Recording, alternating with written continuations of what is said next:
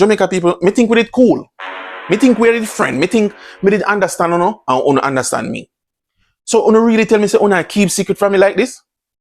How comes nobody not tell me, say, it costs an additional $297,647 to raise a child over the age of 18, which is up 25.3%. Hold on there. So, apart from the 400,000 from age 0 to 18, it will cost me an additional $297,674. Oh, you not tell me this. Everything you jump into the comment section, I want ready to tell me, but you not tell me that one, yeah. Now, yes, me not have no kids.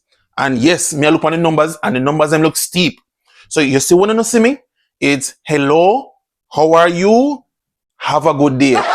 Keep it very simple. Keep it very simple. Now, to add to that, me just want to ask you, how not do it? How to make it happen? Because from 0 to 18 are 400,000. And over 18 are them a big number you on top of it. Every child is a half. So, so someone have $1 million out of picnic out here. So for the people that will have 2 kids, you come up with $1 million. Wow.